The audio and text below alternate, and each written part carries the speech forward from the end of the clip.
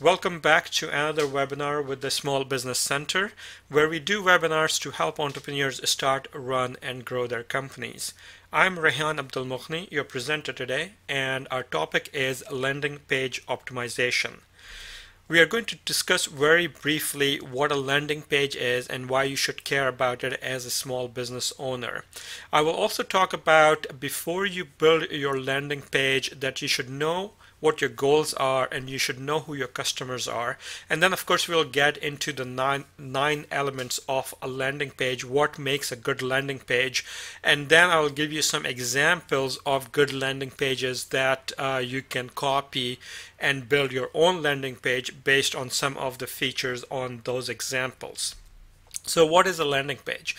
Usually landing pages are associated with advertisement, online advertisement like Google pay-per-click or banner ads or Bing pay-per-click or even Facebook or Twitter advertisement. However, anytime you have a link that goes to your page, either from within your website or even from an external website, then they'll land on a particular page and you should consider that as a landing page. So that's personally my definition. It does not have to be related to an advertisement based link, but any link, even an organic link that takes you to a page on your website, should be considered a landing page. But it's not really important what the definition of a landing page is, whether you take a traditional definition of an online advertisement or my definition, which is much broader, but really what a landing page is used for and what it can do. So essentially, landing page is designed to increase your conversion rate. So pretty much whatever it is that you want your visitor, your customers to do on that page, it should increase that conversion of that action. If you have not read the book by Steve Krug, Don't Make Me Think, it's a great book. I highly recommend it. It's a very easy read with short chapters that you can get through very quickly. So I highly recommend reading that. What most people do is when they optimize their website for search engine optimization, for advertisement, or from partners' website, they tend to take people directly to their home page. And home page in most cases is not the best page to direct an external or an internal link back to your website. Because when somebody comes to your website, they're looking for something specific. They're not looking for something general. Now, most businesses have more than one item they are selling or promoting. So if you take your customer directly to the page that they're interested in, you will then have a higher conversion because of that, rather than taking them to the home page where then they have to figure out what they should do next, where they should go next. So taking them directly to a landing page is a great idea because it will help you increase your conversion. So before you can build your landing page, the first thing you need to know is what your goal is going to be on that particular landing page. Is it that you want to close sales, or do you want to increase your newsletter subscription? Do you want to capture leads? Do you want to have a donation if you are a non-profit organization? Do you want people to sign up for your event if you are an event organizer? Whatever it is your goal is, you need to be clear as to what your goal is going to be for that page, and I'll come back to that in a minute as we proceed through the webinar and why that particular piece is very important. You also should know why your customer is there on that particular page. Now, there could be many reasons why a customer would come to your page. For example, they could be on a research mode, or they can be on a purchase mode. So for example, if they go on Google and they type in running shoes and they come to your page, the probability is that if they're writing a generic term like running shoes, then they are in a research mode. They are researching what type of shoes they want to buy, why they want to buy it, whether it will fit them properly, whether it will do what it is that they want to do. On the other hand, if they go to Google and they type in red Nike running shoes, then they are probably in a purchase mode. At this point, they know what kind of shoes they want. They want Nike and they want the color red. They have already done the research. They have already made up their mind. At this point, the customer has the credit card in her hand and she's ready to buy. If you know what type of customers they are going to come to your page, that particular landing page, and if you provide them with the proper and appropriate content, they are more likely to convert than if you do not provide them with the proper content that they're looking for. So let me get into the 9 elements of a good landing page. The first one is the page headline. The page headline should be very prominent and it should tell the customer exactly why they are there. And it should match with whatever link that has brought them there, whether they have come from Google or Bing, whether they have come from Facebook or Twitter, whether they have come from one of your partner websites, or wherever they have come from. The first thing they should grab is the headline and tell them exactly why they are there. For example, I was on Google doing research on digital cameras. I have not yet made up my mind what kind of a digital camera I wanted to buy, so I wanted to compare. So on Google, I went in and I typed in digital camera comparison, and one of the listings that came up, actually one of the first listings that came up, said digital camera comparison. So I assumed this is what I was looking for. But when I clicked on it, this is the page I came to. And as you can see, the headline said secure online shopping. I was looking to compare digital camera. There is no comparison of digital cameras on this page. Instead, they wanted to sell me cameras. Well, I haven't made up my mind what kind of camera I wanted to buy right now, and therefore there is a disconnect between the headline, between the link, and between what I wanted to do and what I ended up going to this website to do, right? In which case, I'm not going to be on this web page for very long. I will go back to Google and start my search again. So make sure that your headline matches the intent that brought that customer to that particular page. Now this is another example where I did a search on Google for online accounting software, found a headline that says online accounting software for a small business. And when I went to the page, the headline said simple online accounting software. Exactly what I was looking in my search. So in this particular case, there is a connect between what I was looking for, what I found, let me go back, what I found on the link, and when I clicked on that link, what I found on the page that I was in. So make sure that your headline matches the intent that your customer is there for. The second thing you should pay attention to is the subheading. And WIIFM means what's in it for me, i.e. what's in it for the customer. The customer is there to solve a problem that they have. The customer is not there to figure out how great a company you are. So in your subheadings, make sure that you are giving them the reasons why it should be benefit for them to do business with you. In this case, for example, their subheadings are: the response time is going to be fast, their protection is guaranteed, their fees are low, they have 24-hour monitoring, and if all of these does not work for you, then you have money back guarantee. So if I was a customer looking for an alarm company, then they are very quickly telling me what's in it for me. Now, related to subheadings is the copy of that page. So the information below each of the subheadings again tells you what that subheading what that subheading is about. So for example, protection guaranteed pays your insurance deductible up to $500 in the event of the burglary, right? So that's a great guarantee. Also notice in the copy that they get to the point quickly and immediately. It's not a long copy. There is no paragraphs after paragraphs. As a matter of fact, there are all one sentences, 4, maybe 5 to 6 lines in each paragraph, right? It's very short, it's very succinct, it's to the point. So get to the point immediately. Why do you need to get to the point immediately?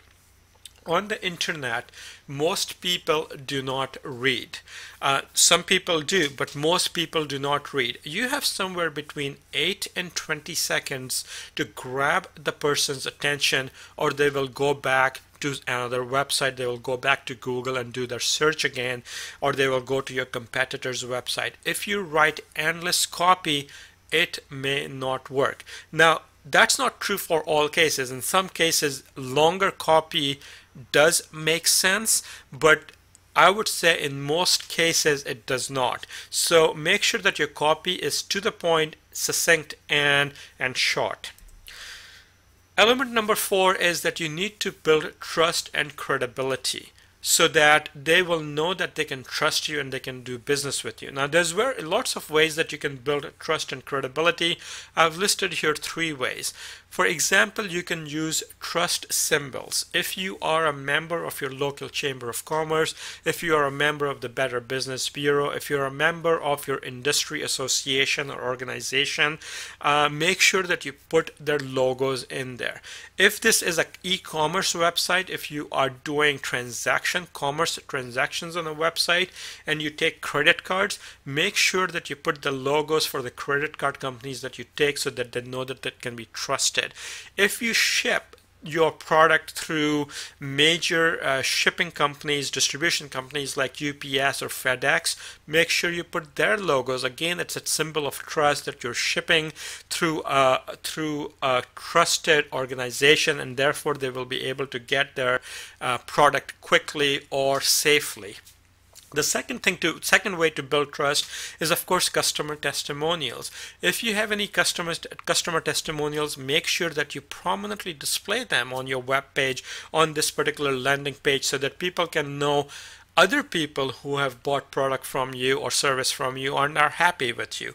And of course, I will recommend that you also include your privacy policy. This is important, especially if you are gathering any kind of information from their customer, especially their contact information, their email, their phone number, their addresses. Make sure you have a privacy policy that states what you are going to do with that information, contact information, and also what you are not going to do with that contact information. For example, of what you will do with the contact information is that you will send them an email newsletter, or you will send them a confirmation of the products they have purchased from you. An example of what you will not do with the contact information is that you will sell it to somebody else or share it with somebody else outside of your company. So both information about what you will do with that contact information and what you will not do with the contact information is important for you to put on your web page. Now, call to action I have included as number 5, although I would say that it actually should have been number 1. Call to action is probably one of the biggest things that people, businesses, marketers miss on a landing page. As I said before, you should know what your goal is on this landing page. Once you get a customer to this page, what it is that you want them to do. How are you going to increase your conversion rate for this landing page? And the only way to increase your conversion rate is to make sure that you tell them what it is that you want them to do. Give them a call to action, and in most cases I will tell you, give them only one call to action. Don't confuse them with multiple call to actions. So having said that, you might notice that on this particular page example of QuickBooks, there are 2 call to actions. The first call to action is try it free, which by the way is in 2 places. It has a big button here, try it free, but it also has it here, try QuickBooks online for free. It is the same call to action, but they have it in 2 different places. The second call to action that they have is down here, says learn more. but you would notice that learn more is much smaller and much less prominent there than their primary call to action, which is try it free, right? Why do they have a secondary call to action in this case? So in this case, they're telling you the what's in it for me, why they should do business with you, less paperwork, work from anywhere, etc. And they're expecting you that you will now try it for free. But in case you're not convinced with what they have already told you there, they have this learn more so that they won't lose you. If you are not quite ready to try it free, they still would like you to learn more about them and then see if you would like to try it more. But what I have seen on some pages is that there are multiple call to actions. So for example, they may have a try it free, but then they will also have a subscribe to our newsletter. What you are doing is that you're confusing your customer. What it is that you want me to do? Do you want me to try it for free, or do you want me to sign up for your newsletter? And people tend to do, if they have not made up their mind yet, they will do the they will do the things that is going to be the least problematic for them. Now, trying it for free may mean that they have to download a software, they have to go through a demo, so they may not do that. Oh, it's much easier to subscribe to a newsletter, and they might go ahead and do that. But that might defeat the purpose. You don't want them to subscribe to the newsletter on this particular page. You want them to try it for free, so just have one primary call to action.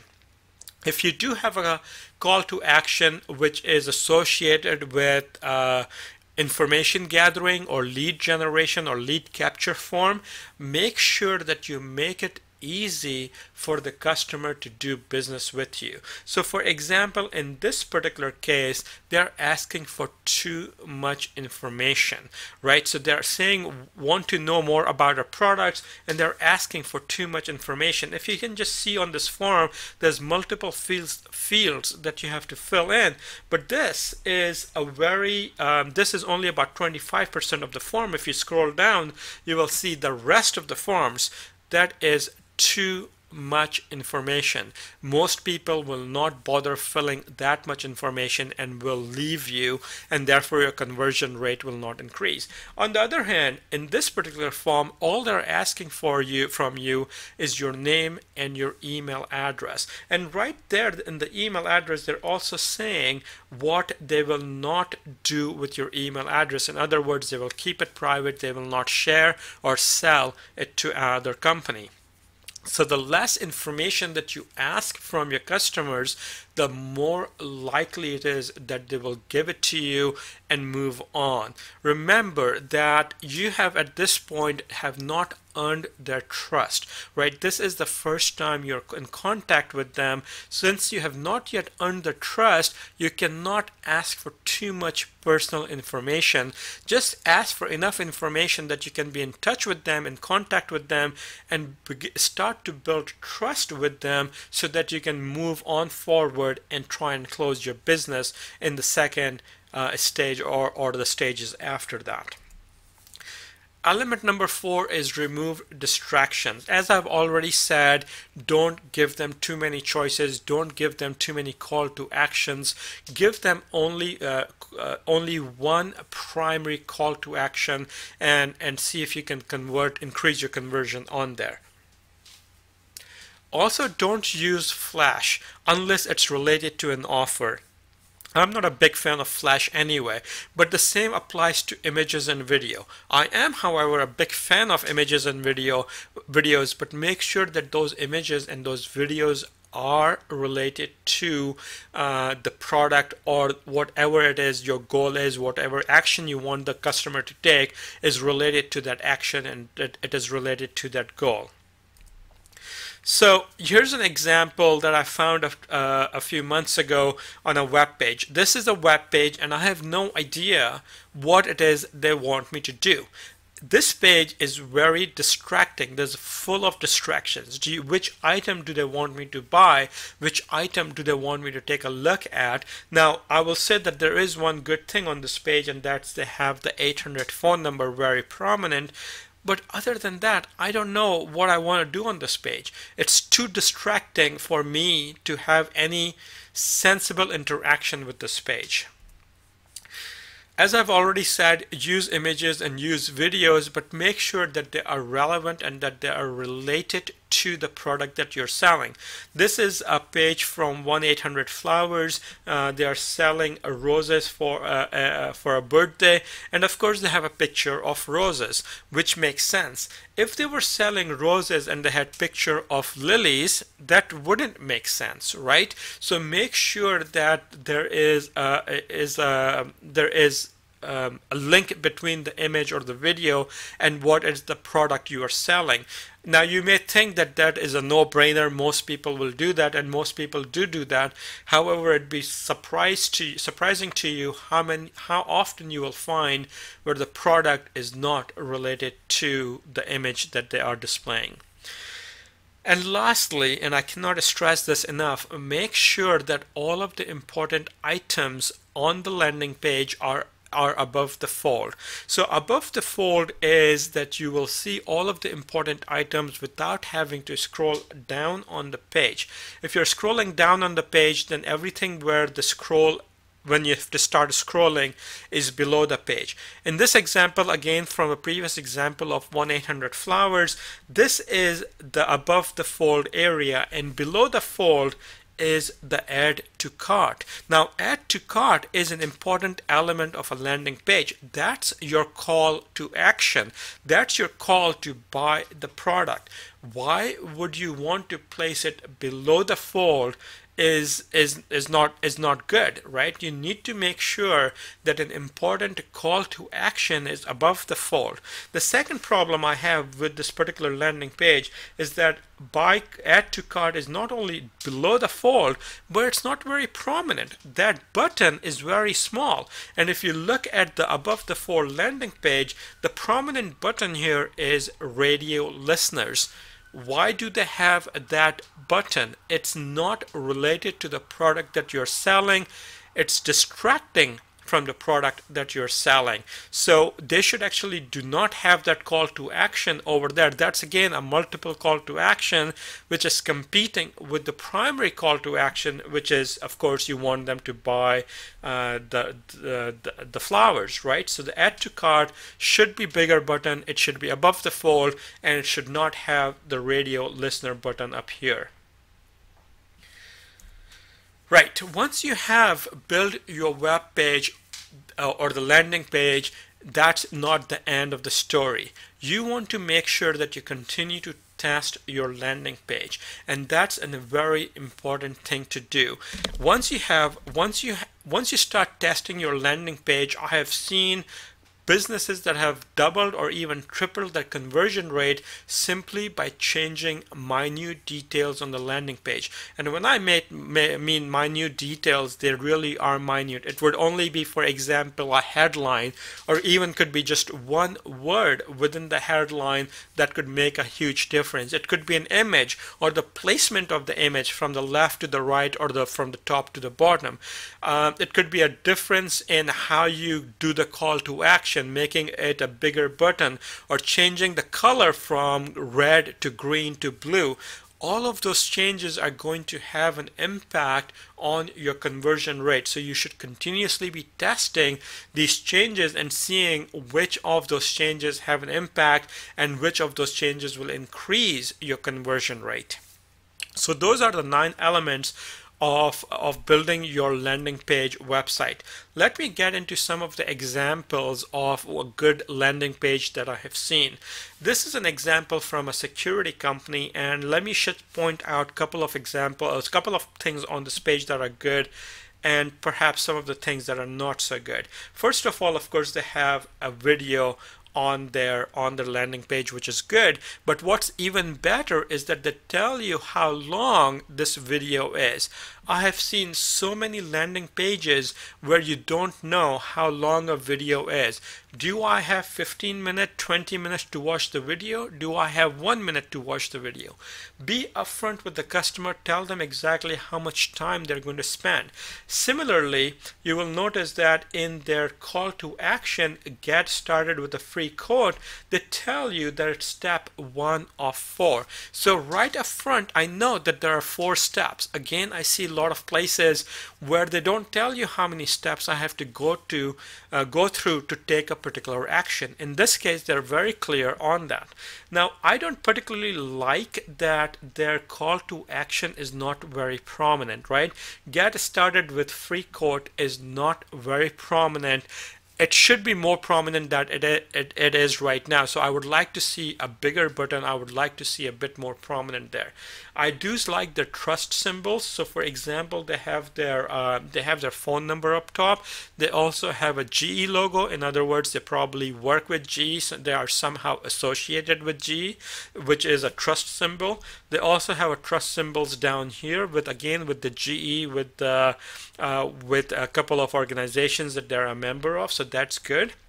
They have their subheadings, right? Why should I do business with you? What's in it for me? It's safer, it's smarter, it's simpler, if it's affordable. So their subheadings are short and they're to the point. And if you read the copy of the subheading, it's the same thing, right? They're short and they're to the point. So this is a good example of what a good landing page should be. This, on the other hand, is a great example of what a landing page should be. Right up front, above the fold, you will see the call to action. Get started for free, and also the headline which tells you what's in it for me, right? Why I should do business with them. I would be able to impress my clients and earn good money if I use their product. So right up front, they're giving me the reason I should do business with them, and they're giving me a call to action, right? Right below here, they have the trust symbols. Again, they're building trust and credibility, and they also have a testimonial from one of their clients. Again, they're building trust and credibility. And once again, you will see their subheadings in the middle, as well as the copy of the subheadings, short, to the point, and succinct. This is a great example of what a landing page should be and have all the elements of the landing page on that. Here's another example, which is good but not a great example. They have an image of a family that is looking happy because they are in control of their finances and they are not bankrupt like many other families that might be who they are targeting. They are giving you the information again why you should do business with them. Here's again a good example of why you should do business with them.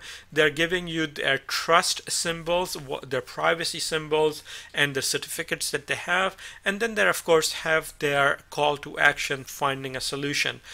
Now this might be an area where they have too much information that they're asking. Some of the information I can see why they would need, for example, how much loan amount that they have, things like that. But do they really need to know their address, right? Perhaps they need their email address, perhaps they need their phone number, but do they need to know their address? So that's one thing that I would question them on that, because again, most people may not be comfortable giving them that much information before they have made the first contact. Here's a page from another company. Again, they have their call to action right up front. They start here, simple form, just their name, email, and phone number, and submit. They have their phone number up front, which is again a trust symbol, and then the trust symbols down below here, people they have worked with. They're repeating their phone number here. They have a very short and to the point headline and a copy below that, and of course they have some points here as to why you should do business with them. And this is the last example I believe that I have, which does not have all of the elements of a good landing page. However, they have enough of the elements to get going with them. 99 Designs is a place where you can submit your proposals for design from designers on their website. So right up front, they will tell you why you should do business with them. It's an affordable way to get a custom made logo, and then they have a few trust elements here, which is mostly testimonials from the customer. The first one is a video testimonial, and the other one is just a text-based testimonial. And of course, they have a call to action very prominently: get your own custom made logo, right? So make sure, as you can see on all of these examples, the most important thing was your call to action, making the call to action very prominent, with the exception of the alarm company where the call to action was not very prominent, but to make sure that your call to action is prominent. So essentially this is our webinar today. I know it's a bit short webinar today than our usual ones. I will record, or actually I am recording the webinar, and I will post that on our LinkedIn group. If you have not joined our LinkedIn group, make sure you do so. I will include that link in the email that I will send out to you as well. And of course you can also join us on our Facebook and our own Twitter account. To join our upcoming webinars, please go to smallbusinesscenter.com. Notice that there is no E in the end. It is just CENTR.com.